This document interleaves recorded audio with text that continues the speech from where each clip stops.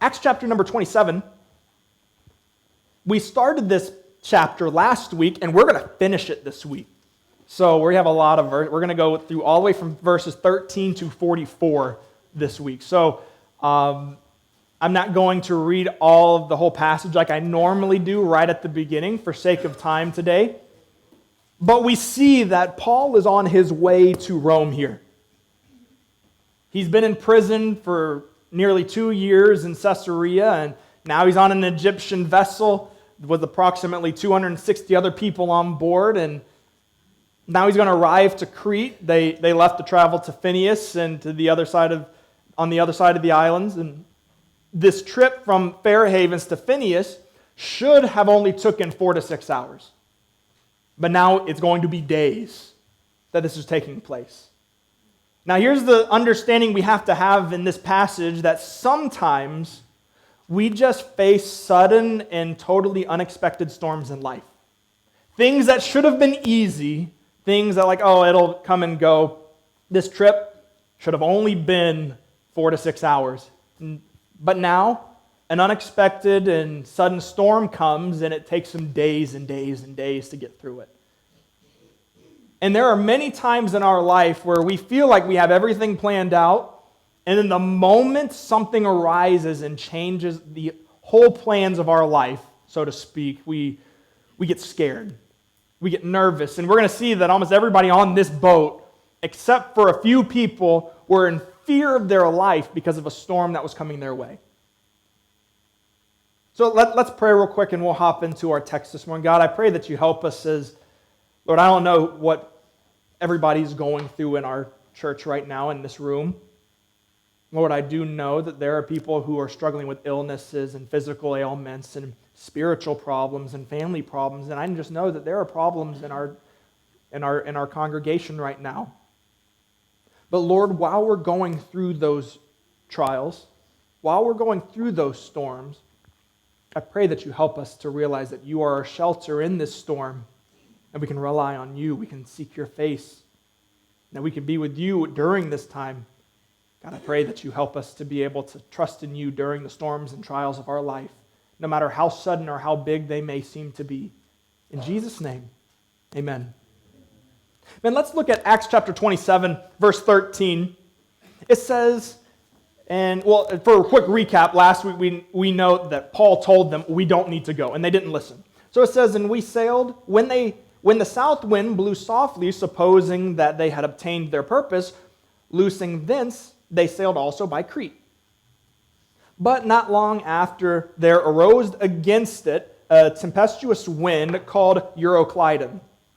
And when the ship was caught, and could not bear up into the wind, we let her drive. And running under a certain island, which is called Clauda, we had much work to come by the boat. And when they had taken up, they used helps, undergirding the ship, and fearing lest they should fall into the quicksands, strake sail, and so were driven. And we, being exceedingly tossed with a tempest, the next day they lightened the ship, and the third day we cast out, which our hands the tackling of the ship. And when neither the sun nor the stars in many days appeared, no small tempest lay on us, all hope that we should be saved was then taken away. We see here talking about our shelter in the storm, we see that there is a vulnerability of a storm, number one. There's a vulnerability. Now this storm, this was a vicious storm that they were part of. As they started on their journey, this pleasant, softly breeze was kind of just pushing them along. And they're like, oh, Paul didn't know what he was talking about.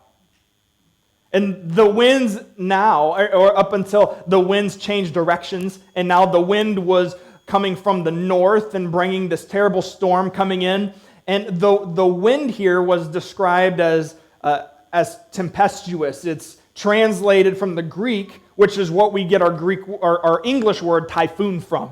So this was not a little storm in any stretch of the imagination. It was a violent storm. It was like a whirlwind that was taking place. And this storm was called Euroclydon, which by means, the name Euroclydon means a violent agitation.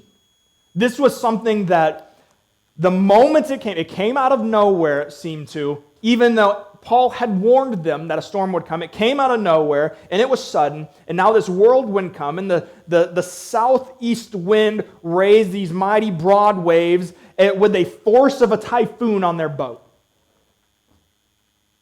And now they're stuck. Normally, when a ship is caught in the storm, typically, I don't know how many's been on a boat in the sea or in the ocean, but typically if a storm is coming, the ship turns to face the direction which the storm is coming, so they fight through the storm. But in this case, the storm was so strong, the wind were so powerful that they just finally had to turn the ship to let the wind and the waves drive it, which means that it was completely off course. They were just being pushed around no matter where the storm took them. They couldn't control the ship anymore. They were doing everything they could to keep the ship from falling over, and if they kept going in the face of the storm, they would have lost their life. And I'm certain that there are times in our life where it seems that we're going one direction, we're like, I'm heading this direction, this is where I'm going, and then a storm happens, and it almost seems like you lose control of everything around you. That it seems that everything begins falling apart.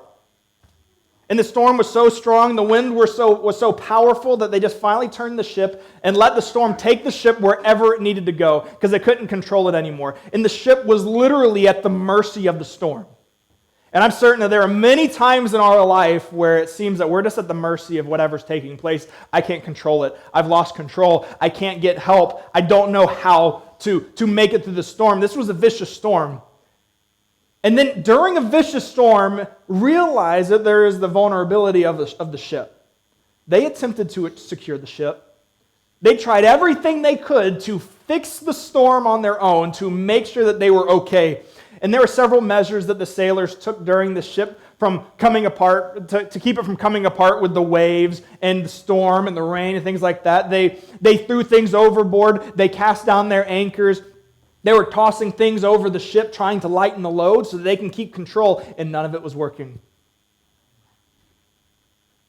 You know, there are many times that in our trials of our life that there are things that we think, oh, I'm facing this. You know what, I'm gonna go see, what does the world say that I should do? How can the world provide me the adequate amount of knowledge to fix my storm, to fix my problems? And we find that it never works. Man's philosophy will never help us in need of salvation, and that's what they were needing here. This picture of salvation, the storms of life were tossing them to and fro, and they needed help. And all of their understanding, all of their knowledge, everything that they could provide was no help in this storm. So what are these philosophies that we trust in? You know, in this, they had their understanding, our understanding today. I meet a lot of people that say, well, I believe in science. Well, good, because I believe in science too. I believe the Bible backs science up.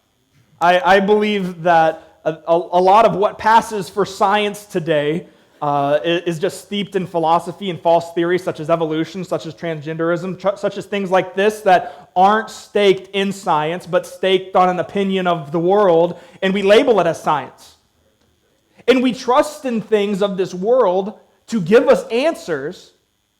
When you notice that science changes we're lucky if science won't change 5 years from now. We're lucky if in the name of science and discovery, and the science is testing, having a hypothesis and testing it, we'll be lucky if our science, quote unquote, doesn't change 5 years from now. Thankfully, God's word never changes. And there's many times in Scripture that you'll find that science actually articulates and backs Scripture. But the world says, no, in my storms, I don't need Christianity. I don't need the Lord. I'm going to trust in what I believe that the world teaches. 1 Timothy 6, 20 through 21, it says, O Timothy, keep that which is committed to thy trust. Avoid profane and vain babblings and obsessions of science, falsely so called, which some professing have erred concerning the faith. So not only in our man's philosophies. We see science. We see our just normal philosophy. There's a lot of things in our life today that we trust in that is our philosophy, and it's not God's philosophy.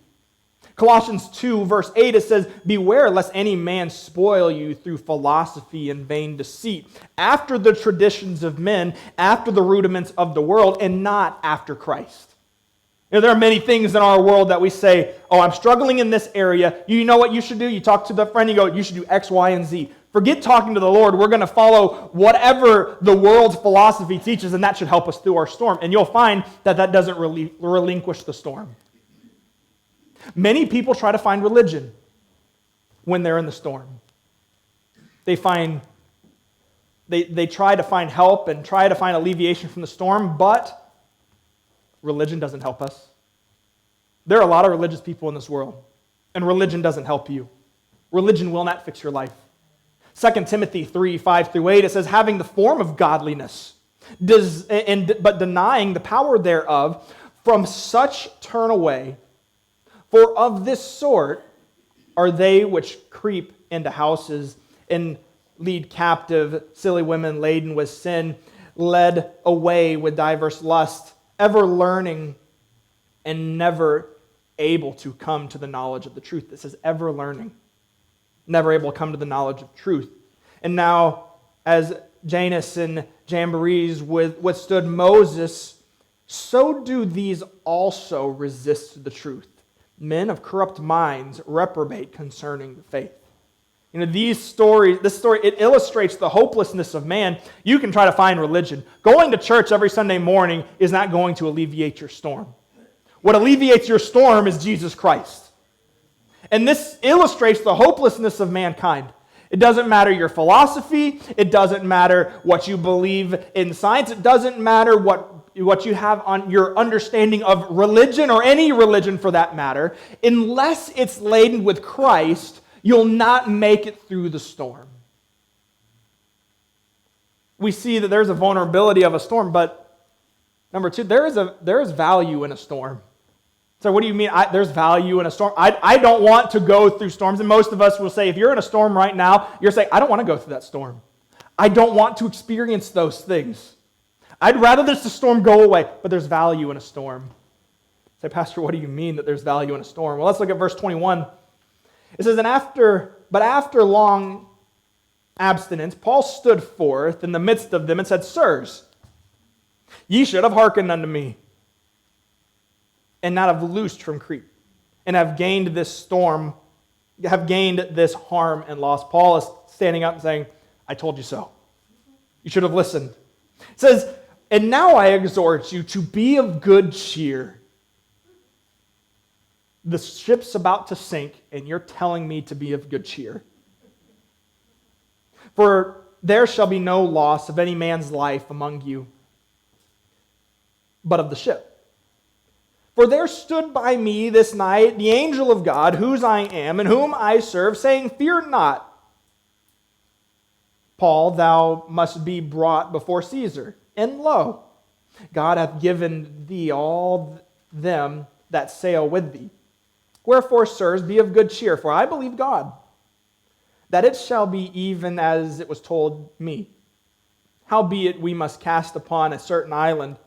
But when the 14th night was come, and we were driven up and down in Erdea, about midnight the shipmen deemed that they drew near to some country, and found it 20 fathoms. And when they had gone a little further, sounded again, and found it 15 fathoms. And fearing lest we should have fallen upon rocks, we cast 4 anchors out of the stern, and wished for the day. There's a value in the storm. It's interesting here that Paul, first of all, corrects them, said, you should have listened to begin with. You know, sometimes we're in storms just because we don't listen to the Lord.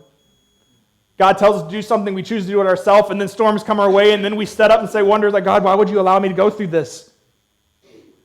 But Paul here, he's exhorting these sailors with the fact that God has comforted them and giving them a promise here. So how can a storm help us? We're facing a storm, we're facing trials in our life. We know that the Lord is our shelter, but how is a storm going to help us? How can I have value in the storms of my life? Well, first of all, there's some clarifying values that take place. When I'm in a storm, my values are now clarified. Someone once said, to realize the worth of an anchor, we must first feel the storm.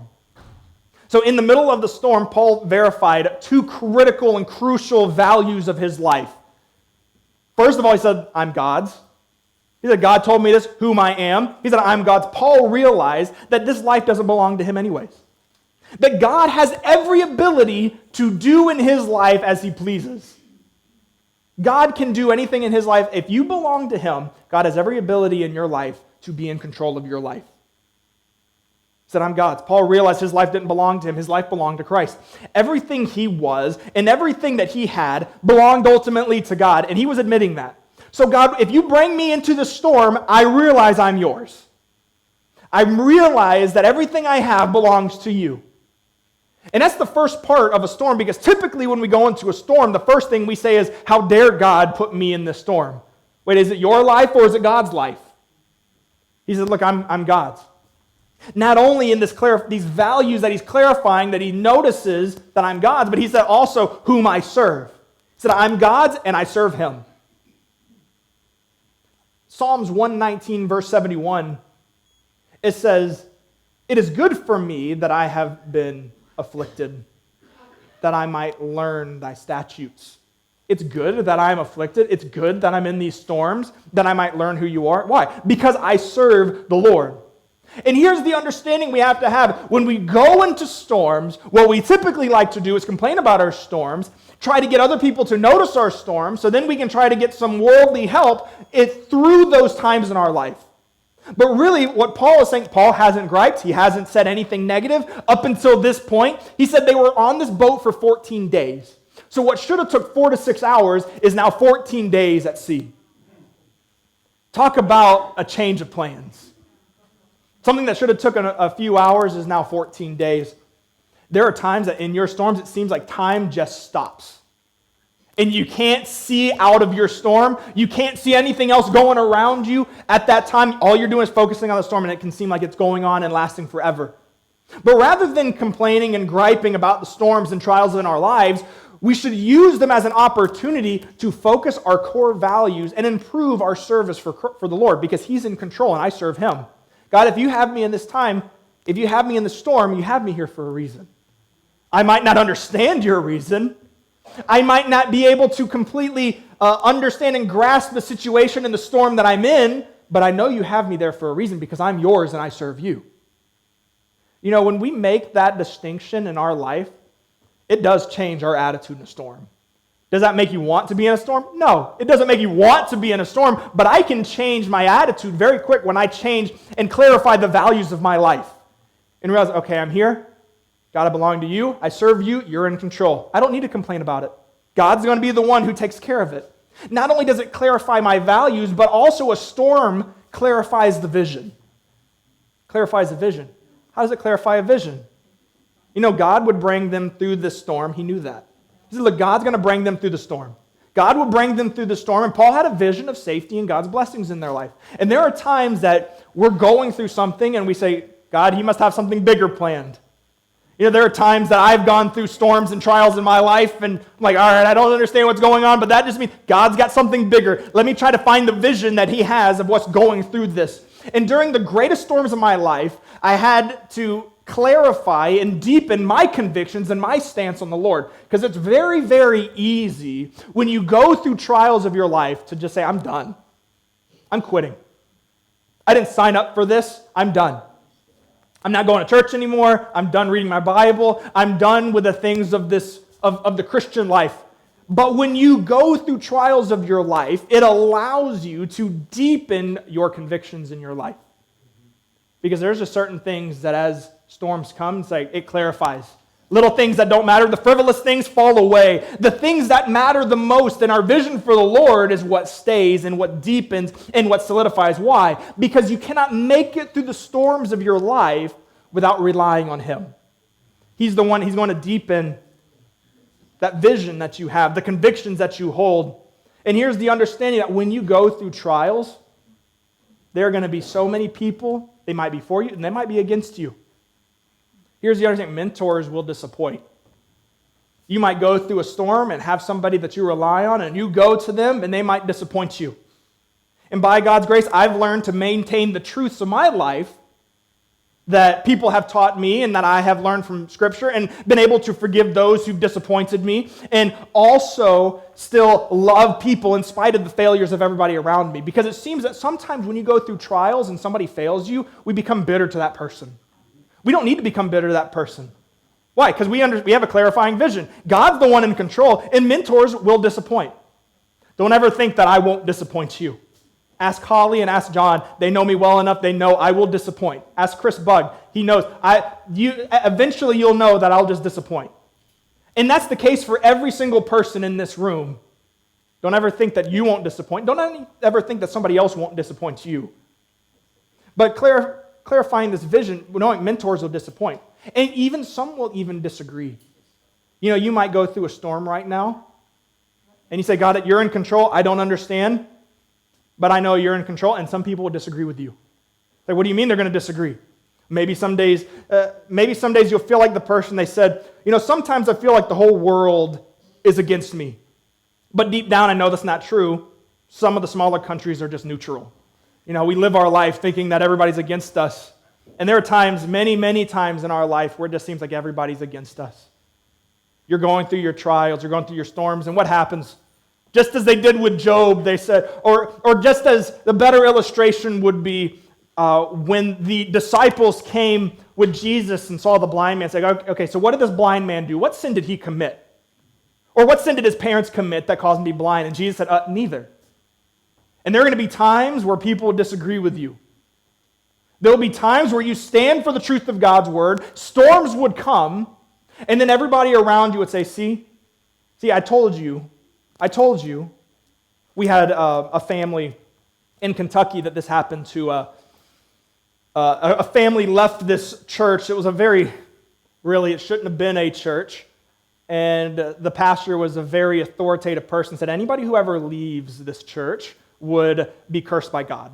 And so to think that this person's at church, this person shouldn't be pastor, which is why I hold the stance that most people shouldn't be pastors. That's why I became a pastor, because most pastors are just awful pastors. But this church, he made these statements, and then this family left, and they came to our church in Kentucky, and they ended up having a house fire, and they lost all of their children in this house fire. And that pastor came to them when they were at the hospital, and I was with them in this hospital, and the pastor came up and said, I told you. You leave my church, you'll be cursed. And it took every ounce, it took every ounce of my self-control to not lay hands on the guy during this time. There are going to be people who disagree with you. There are going to be people who are against you in your trials. Maybe sometimes you feel like the whole world's against you, and maybe it does seem like that. But it doesn't matter if the world's against you. Really, in my trials, it doesn't matter if the whole world's against me either. If I have Christ, that's a clarifying value, a clarifying vision that I have. That's the value of the storm. Because when all else falls away, Jesus Christ is the one who's still standing with me. And we see here that the Apostle Paul, he rebuked them, told them we should have listened, we should have followed the Lord. But now you can be of good cheer. I can have cheer in my storm. Why? Because there's some clarifying values. There's some clarifying vision that takes place. But not only do we see there's a value in the storm, but we can have victory in our storms. I'm thankful that he just doesn't give us a storm and then says, okay, I hope you fail now. He gives us victory. Now, here's the understanding is that sometimes our victory looks different than what we would prefer. Let's look at Acts 27, verse 30. It says, and as the shipmen were about to flee out of the ship, when they had let down the boat into the sea under color as they would have cast the anchors out of the foreship, Paul said to the centurion and to the soldiers, except these abide in the ship, you cannot be saved. So he was telling them, he's like, look, if you jump out of this boat, you're not going to live. So then the soldiers cut off the ropes of the boat and let her off. And while the day was coming on, Paul besought them all to take meat, saying, "This day is the 14th day that I have tarried and continued fasting, and I have taken nothing. Wherefore I pray you to take some meat. For this is for your health. For there shall not a hair fall from the head of any of you." And when he had thus spoken, he took bread and gave thanks to God in the presence of them all. And when he had spoken it, he began to eat. And then were they all of good cheer, and they also took some meat. And we were in the ship 260 souls. And when they had eaten enough, they lightened the ship and cast out the wheat into the sea.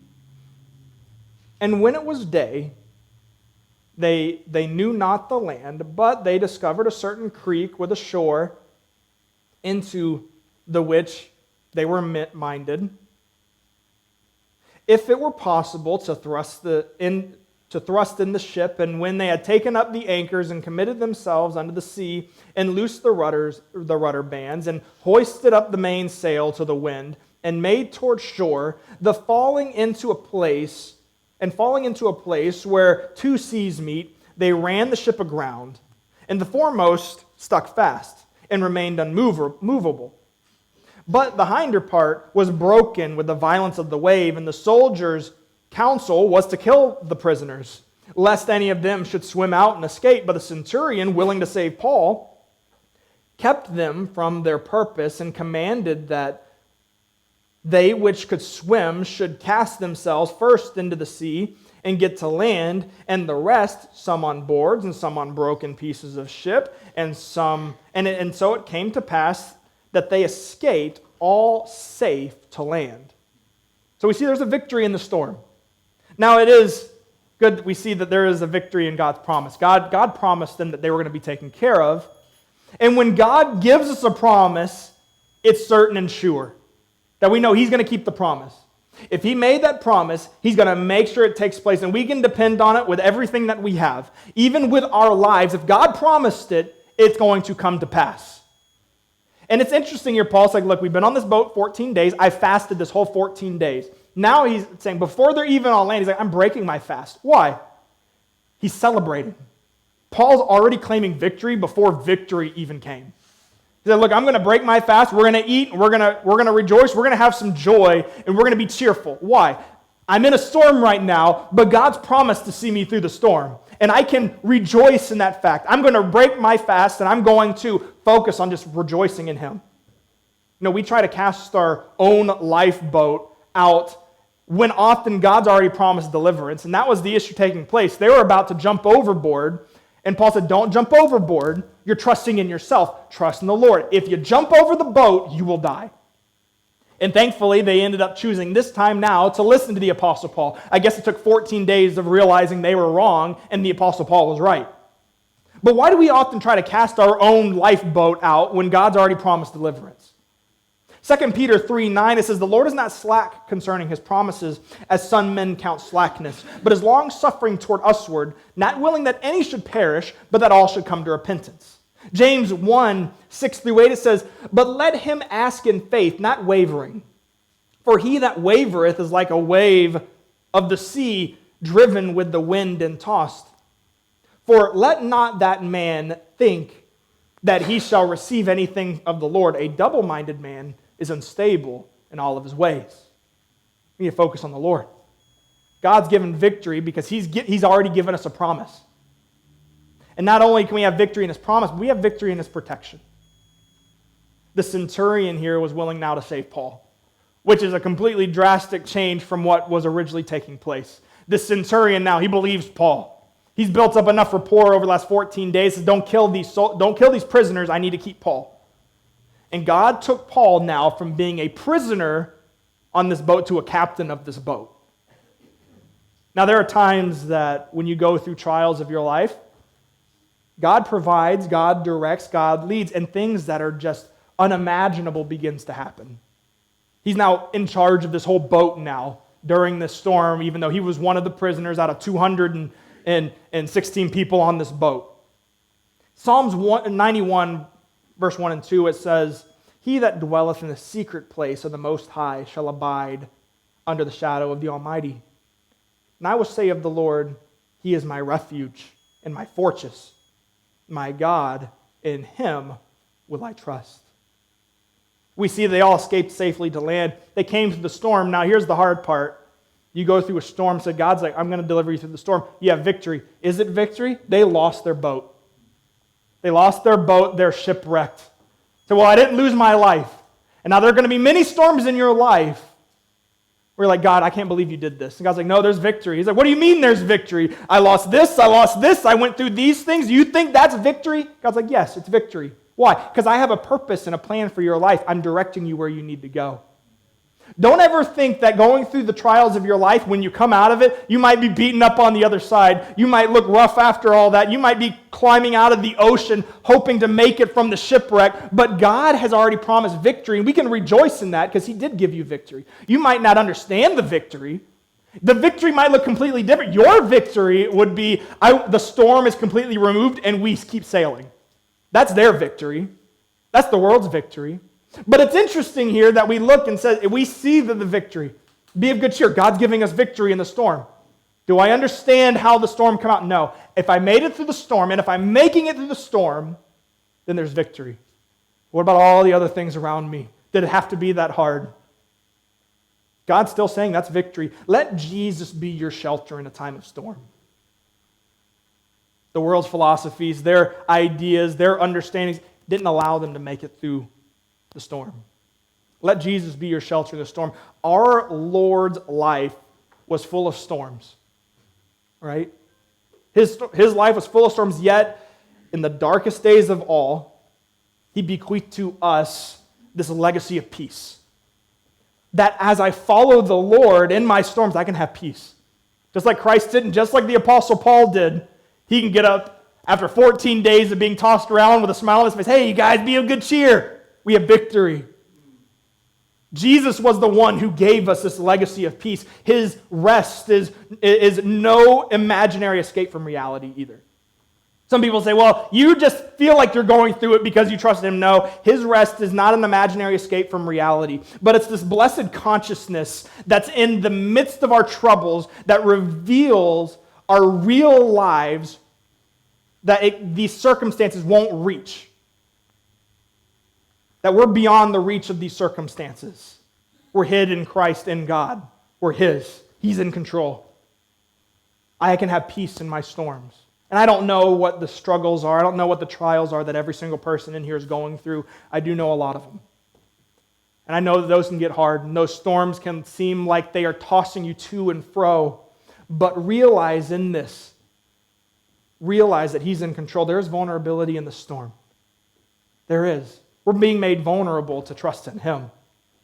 But not only that, there's that value in the storm. If you can't find that value, search for that value. There's some clarifying values, and there's a clarifying vision that takes place when we're in the storm, trusting in Him and Him alone, knowing that the things that I'm His and I serve Him, that doesn't matter what goes on in the rest of this world, He's in control. And then realize that when you find the values in your storm and you trust in Him, there's always victory in the storm. When you come out the other side of that storm, you may look at that and say, "That's not a victory. I lost a ship. I lost everything on the boat. All I got is the clothes on my back now." Yeah, and God put you through that storm and allowed victory in your life through that storm. You may not comprehend every aspect of that victory, but God is in control. God is the one who can give us peace in the times of our storms. Let's pray.